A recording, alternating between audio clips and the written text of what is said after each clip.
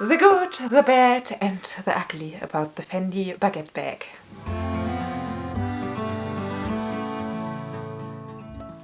Hi and very welcome! My name is Mary, this is my channel Lumi Level Up and I'm a luxury lover on an average income trying to be more mindful with my money. And today's video is quite a special one. I actually did look forward to film it because it will be the in-depth review video of the Fendi medium-sized baguette bag in the lambskin nappa leather in the color beige with golden hardware. It comes with a short shoulder strap and a longer shoulder strap. For the ones of you who don't know, I did not buy this bag, I just rented it and had it for nearly 2 months now. Therefore, I can be very honest with you because I don't have any sentimental feelings towards that bag because I spent thousands on it. I just rented it and I can see very clearly the pros and the cons. That's what we are going to talk about. We'll cover the basics, what fits, the pros and cons, the price point, and if I think it's worth it. The Fendi Baguette obviously has been around for a while. This newer style version of it is already out for several years as well. And I've always been curious, but never to the point to consider to get one. And we'll see if that might have changed by having this bag with me for nearly 2 months. I wore it around 7 times, which might not sound that much, but actually it is quite a lot for me because I do have a lot of bags that I do switch out and I tried to wear this one quite a lot. I don't do that much. I work from home and obviously this is not even a work appropriate bag because it doesn't fit the work essentials. So I think 7 wears is not too bad. It was very easy to grab and go. It was very easy to combine as well. One might think that it might be a little bit loud with the Fendi embossing and the golden buckle, but I didn't have any problem at all to combine it, probably as well because I went for beige, such a very neutral color. I personally felt like this bag can very easily go from day to night as well because you can dress it up, you can dress it down. It's definitely a versatile bag. The price point, to put it out right away, for this sized baguette bag in the leather version is currently €2,900 and $3,750, which definitely is a luxury price point. Oh, and what I forgot to mention in the beginning of this video, I already did share my very first impressions when I unboxed that bag. I'm going to link that video for you if you're interested, because not that much changed after my very first impressions. I think I had already quite a good feeling for that bag when I first saw it. There are only some slight differences from how I look at that bag now. So definitely I can recommend that video to watch as well if you are considering to get a Fendi Baguette bag. The leather is lambskin, nappa leather, and I was a little bit worried at first because it is quite a soft leather, it is quite a delicate leather, but I did not really baby it and nothing happened to it. Of course, I did not toss it around or run with it through the rain or anything like that, but I didn't handle it super carefully, just like a regular bag, and I don't think that I put any more wear onto the bag, so I would say it's quite durable. Of course, only worn 7 times. It's not comparable to having it for several years and wearing it over and over and over again, week after week, month after month, but so far it holds up quite well. Maybe a nice side note to know, the fabric interior is not stitched onto the bag, so you can pull it out if you, for example, want to clean it or get rid of some little fuzzy stuff that might have gotten into the bag. That's an easy way to do it. What I noticed right away when I got that bag is that the glazing is cracked in some parts on the edges and as well on the shoulder strap. Of course, I don't know if this is how this exact bag has been manufactured or if this happened by use, because obviously I don't know how many people already rented and borrowed that bag before me. Either way, at a €3,000 bag, I think it should not happen. It should definitely not come that way, and it should not happen after some wears as well, because I don't see much use other than that glazing issue on the bag, so I don't think the bag has been through hell and through a lot. Therefore, I don't think the glazing should have chipped, and that's a thing that makes me somewhat sad and not look at the quality of that bag as the very best. And I did a little research and read some more experiences where people had problems with the glazing chipping. That's something you probably should consider if you consider that bag. Of course, you can get bags reglazed, but do we want to go through that hassle when we already spent that luxury money? Not too sure about that. Let me check my measurements real quick. I'm going to hold it up for you. The bag has a height of 15 centimeters, and I'm going to put the inches for you down as well. A depth of 6 centimeters and a width of 27. My first impression was that it is quite a light bag, and the website says it weighs 600 grams, which definitely is light for a full leather bag. The additional shoulder strap has a length of 90 centimeters, and that short shoulder strap has 41 centimeters. I'm going to model it once again for you real quick, even though I think I will put some outfit shots for you as well. So I really enjoyed the bag as a shoulder bag, because even if you do not wear it on your shoulder but have it in the crook of your arm, or maybe have it in your hands dangling around, I think that's really a cute look, and that's how I wore it most of the times. Quick grab and go, feeling fabulous. Absolutely can recommend that. Now let's put the long strap on the bag as well. It is very easy to change out the straps. I think some bags are a little bit of a hassle and playing around with it, but here it's easy. Swoop and it's on. Of course you could detach that strap, but for the purpose of just showing it, you can leave it on.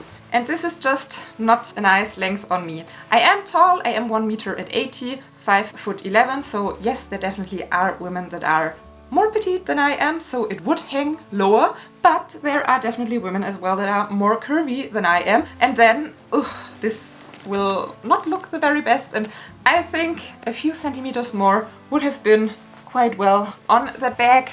Maybe this is an upselling strategy, because of course we know that Fendi does sell very beautiful shoulder straps, long shoulder straps, guitar straps, white straps, and for a few more hundreds you could get a nice strap and wear it with your baguette bag. Maybe that's the intention why they gave us a not so perfect length shoulder strap. It's not really working for me. Yes, I could make it work if I really wanted to, and it has quite a nice strap drop if I would not wear it crossbody, but on the shoulder, then it is quite a nice length, but I don't like that length compared to the actual shoulder bag length, so why should I do that? Some people like it when the shoulder strap is dangling around, but I don't think I'm one of them, so I always detached the long strap. I think once I wore the long strap to see how I would like it, and all the other times I sticked to the shorter strap, and that was the better option for me. Maybe I actually would have to go for an additional strap, which you can get at the outlets sometimes for great prices, so it's an option, but I'm not a fan of that strap. With that being said, not sure if we should do pros and cons first or the what fits portion. I think we'll switch to the what fits portion, which I'm going to film separately. Let me put it right away. It works as a perfect everyday bag for me, size-wise. It doesn't work as a work bag, obviously it's too small therefore. You have to pay a little bit Tetris to make everything fit, but overall it's quite a roomy bag, but you'll see that in a separate clip now. A medium-sized baguette bag, definitely a medium capacity as well, maybe even medium to large. I have a huge variety of SLGs to show you some scenarios that do fit. Let's start with quite a bulky item, the Louis Vuitton Toiletry Pouch 15. It easily does fit. Maybe going for a zippy wallet, no problem as well. Unfortunately, I'm filming on my regular phone right now, so I only can show you with my old iPhone SE. But that shouldn't be a problem, because we really have enough space in that bag to play around a little bit. Maybe let's take a compact and put it in the side pocket. Car key, a key pouch filled with some more keys. What else can we take? Maybe a full-size perfume, but on the smaller side, and we still would have some room to put some small items. Maybe a card holder, but we would not really need it when we already have a zippy wallet. But this easily fits and we still would have some room. Let me demonstrate it to you. It easily closes, and this is already quite a lot packed in the bag. If you don't own a toiletry, but you do own the Louis Vuitton mini pochette as your small catch-all inside of a bag, absolutely does fit as well, even leaves some more room in the bag. Let's see if now maybe even a Agenda PM would fit additionally. Yes, indeed, it does, and it does not bulk out. I think this will give you an idea. With this amount of stuff, we still cannot fit a huge sunglasses case, but if we don't take an Agenda or a mini pochette, we could switch that up for a sunglasses case, and even filled like this, we still can close the bag. But now you see that we don't have the perfect arrangement of items because the bag is much thicker on this side than it is on the other side. So we would have to arrange it somewhat differently. Maybe not the zippy wallet with the sunglasses case, but just the card holder or the phone. And let's place the zippy wallet here. It's a tad better in terms of shape, but it's still a little bit irregular. Not sure if at this point in the video I will already have told you, or it's a future thing, that you have to take care how you arrange your items so that you don't give a weird shape to the bag, because it is very soft and smushy lambskin.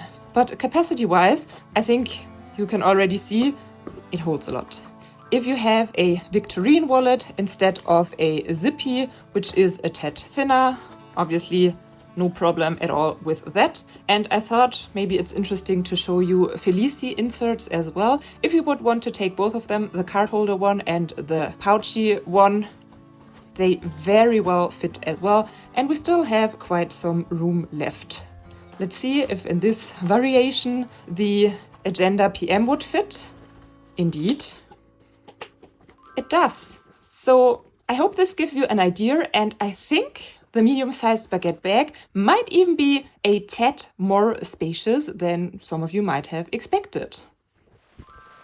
So, we're back. Are you surprised by the amount that fits, or is it exactly what you expected? I think for me it has been quite what I expected, because it is one big compartment that holds the most and you have one small compartment for some more organization.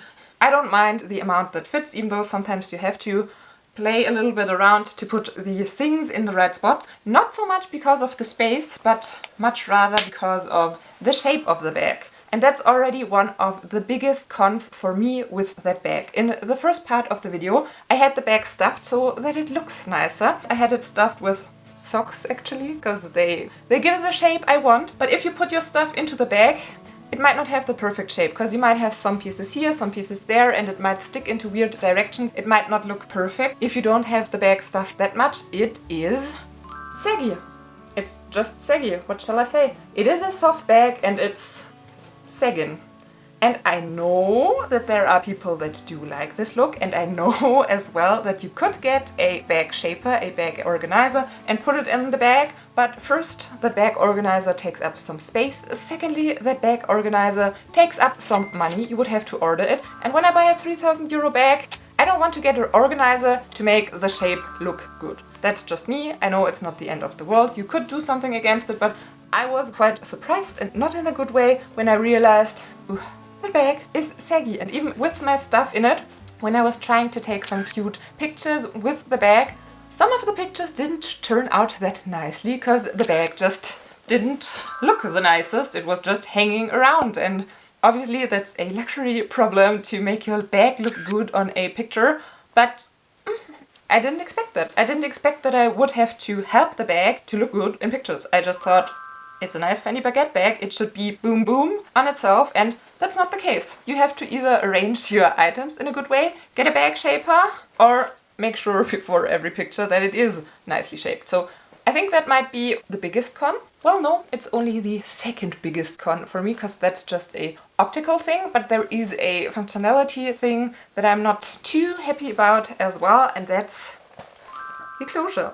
I didn't see that coming in my first impressions, but even though this does have a magnet, and when you are focused on closing the bag, it's not a problem, but when you are on the go, sometimes you don't find the right spot, and then it's a hassle to close, especially when you have it on your shoulder, when you have it stuffed with some things, and then you are on the go and maybe the things switched places in your bag, and I had struggles closing that bag several times. Yet again, it's not the end of the world, it's something you can take, and there are definitely more fuzzy bags to deal with and more fuzzy bag closures. But if you are a very straightforward person that wants easy access, easy in and out of your bag, this Fendi bag might not necessarily be for you. It annoyed me every once in a while. And I can say that out loud and openly because I'm returning it. It's not mine. I could make it work, and it would not be a return reason for me if it was my bag and I would have spent my hard-earned money, but it's a thing to consider.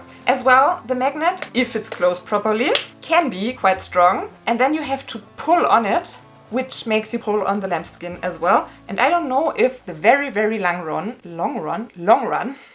if you wore that bag the very long run, if that might put some pressure and possibly damage onto the soft lambskin around this part. I didn't notice anything like that, but sometimes didn't have the best feeling, and to make sure to be gentle with the lambskin, I would recommend you to put your finger down to the leather, push it down and carefully open it. But if you're on the go, it's not always that easy to handle it that way, so not too sure what to think about that closing mechanism. And I'm not entirely sure how the vintage bags are in that case, in that area, because when looking at them, I never noticed any of them having severe issues around the closing. Maybe they changed something up, maybe the magnets used to not be that strong. I don't know what it is, but I'm not the biggest fan of the closure. Not sure if I gave the pros enough room in this video. Checking here my little notes, what I wrote down. I think it is a very stylish bag, it is a very trendy bag, but as well a very timeless bag, because I think by this point in time we can consider it a Fendi classic, and probably the baguette bag came to stay when it came for the second time. So I think there are worse bags to spend your money on in the trendy route, and you are trendy if you wear one of these, and it's not a waste of money long term, probably because I think the Fendi Baguette will be around. That being said, it always made me feel great when I wear that bag. Do you know these bags that give you a certain feeling when you wear them? The Fendi Baguette bag was one of them for me. I wore it and I felt great. I wore it and I felt trendy. I wore it and I felt like the bag is giving my outfit the little oomph, making it perfect. So in these terms, I absolutely can see why so many love the Fendi Baguette bags. It holds a good amount, everything you need on a daily basis, at least everything I need. It can transform from day to night. It doesn't need too much babying, even though it's lambskin, and it's easy and comfortable. Grab and go, throw on. I think I already mentioned all of that. I think we went through my cons already. The shoulder strap, the long one being too short for my liking, the magnet button being fuzzy, the saggy shape of the bag, the glazing, that's either a sign of use or quality issue, whatever it is, it should not happen at a 3,000 euro bag. And the last con, already hinted, the price point. I think 3,000 euro, 2,900 to be concrete, and $3,750 definitely is up here in the luxury route, and you should be able to expect a high quality luxury bag. And I'm not sure if it's giving that quality and that level of luxury to me. Just for fun, I asked Habi what he thinks of the bag, and he's quite good with bag price guessing. 1,800. He's so good. He said 1,800 and it's 1,900. Wow! And he said he thinks it's 1,200, so oof, that's less than half of the regular retail, what this bag was giving him from the first looks. I personally think 2,000 would be a fair price. If this bag was 2,000, I would consider it a great deal, brand new. Maybe up to 2,400, but when we get over the 2,500 euro mark, I'm not feeling it. I think there are better bags for that price out there. Not saying this is not a great bag, but I think it's a lot of money for what it is. For the sagginess, shapeless, softness, and the glazing issues. What do you think about the price point? Do you think the Fendi Baguette bags are still in a good price range? Oh, another thing I noticed, I see it in the little viewfinder now, sometimes when I closed the bag, it looked as if the flap is not completely straight, but that's just sometimes, not sure. Forgot to mention that, obviously a con as well, because it never looks nice if your bag looks somewhat asymmetrical, right? So where am I at now with that bag? Am I sad to return it? No. Not because I didn't like it, I think we had a great time. I enjoyed wearing it, I had an easy time wearing it, I had an easy time to combine it, and I wouldn't mind to have it even longer. but I didn't fall that madly, crazily in love that I would have to have one. Especially not of the newer, medium-sized, saggy lambskin style. I absolutely like the features of the Fendi Baguette. Optical. Look-wise, I liked how the bag makes me feel, and I absolutely do consider a vintage Fendi Baguette bag, because I think, well, correct me in the comments if I'm wrong, but I think these vintage ones look as if they might have more structure. Maybe all of the ones I've seen are just way better photographed, and when I get them they would be wobbly as well, and that would be a thing I would not be too happy about. But since the quality at that price point is not really giving it to me, I think going for a vintage one, saving a few hundreds or a few thousands, and since I'm a vintage lover, probably would be the way to go for me. I am very open for that style now. I love the Fendi buckle, I love the baguette shape overall. Looking back, I think I should have gone for a more bold color, because it was just rented, and why have I been so boring to go for a beige neutral color? I don't know. Let's see if the next rented bag will be more crazy color pop. I think I can live without that exact bag, because I as well realized... nearly dropped my laptop. So I realized that my Longchamp shearling baguette bag is very similar in color and quite similar in the shape. Even though this definitely is a winter bag for me, but I think they can do quite a similar job, and I even took my Longchamp bag to a little wellness weekend trip. Probably inspired by the Fendi Baguette bag, because I didn't want to take this one with me for traveling. But this one did a great job, and I think this one might get even more wear now, because I so appreciated this one and how to combine it, and definitely this one can fill the gap. So, not sure if I put a lot of structure into this video, if I mentioned everything that I wanted to mention, but I think it has been a very honest review of that Fendi medium-sized baguette bag. If you own one, definitely share your thoughts about that bag in the comments, because obviously just because there are some features that I'm not crazy about doesn't mean that it cannot be the perfect bag for anyone else. So thank you so much for watching, hope to see you next time, and bye!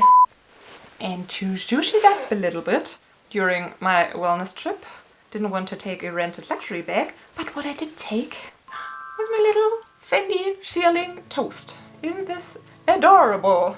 Adorable. I didn't check out how it would look on that bag. Nah. Didn't miss an opportunity there. Everything fine. The medium-sized Fendi. There was a hair. Okay. And that's what